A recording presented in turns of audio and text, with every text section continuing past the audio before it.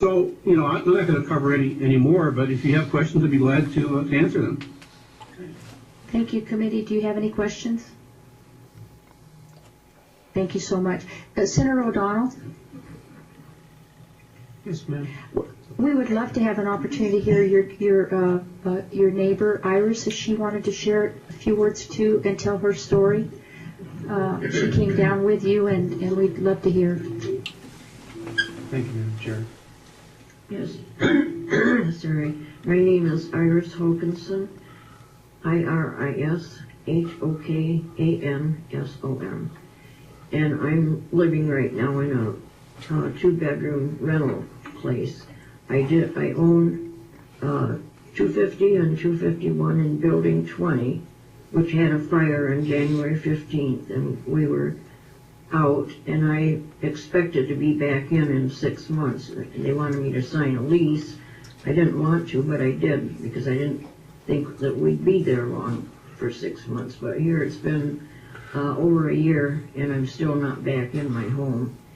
The building has been condemned, has a fence around it. I still have some belongings in there, although my son has it locked up pretty good so that the thieves can't get inside.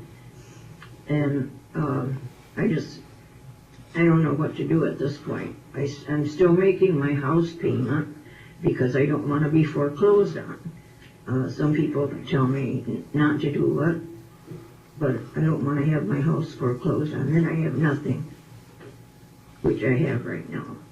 Thank you. So let me just summarize what's going on here. She lived in a unit that was in a building that burned. The people got the insurance check for $842,000.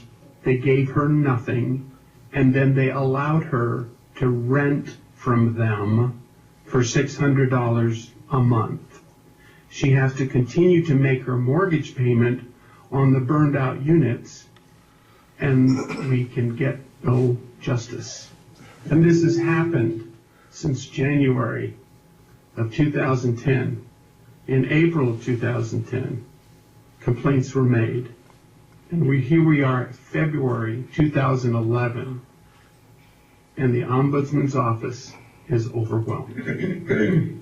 Senator O'Donnell, for clarity, because I'm taking lots of notes on all the witnesses, you said the people received the insurance, that over $800,000 insurance money, and Iris was not compensated. Could you share with us who you're referring to, the people, who that is? Thank you, Madam Chairman. The people are the board, the HOA. The HOA received the check. The check was sent to the HOA office. Subsequent to that, we have learned that the treasurer of the HOA also is a director of a bank in California, and the money went in the account, and then the money went out of the account in the same month. We have the documents to show that. It's their own documents that they gave us. And who is Iris? Iris, if you'd come back on mic, please. Yes. Yes, Iris, who are you renting from?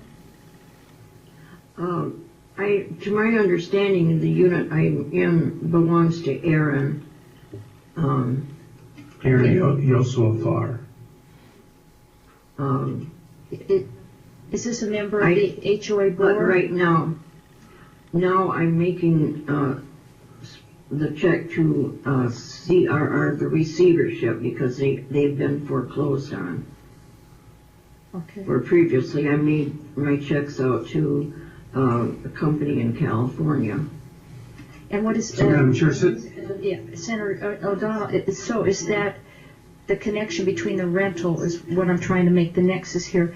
The rental is that connected in some way, making that check? Is that Iris also paying to someone somehow connected to those who receive the insurance money? Yes, Aaron Yosofar was the treasurer of the board. He received the check, and he's also the investor that owns 261 units and graciously allowed Iris here to pay him rent while he took the money for the burned out units. Thank you for the clarity. I just can't believe that we're sitting here a year later wondering what's going on.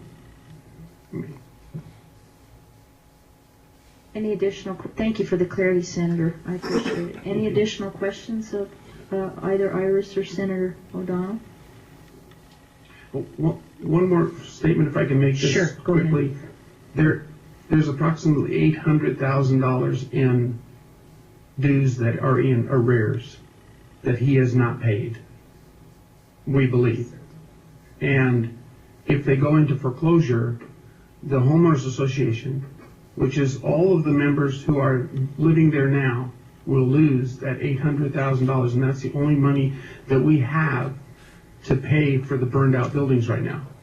We don't have anything else. And yet now that's going to be gone because the ombudsman's office has taken so long to correct this and take these people to court and get them off the board so we can get in there and put the liens so they will become a super priority lien on these properties. We can't get the ombudsman's office to do anything quickly, and the scheduled date was February 17th for the sale.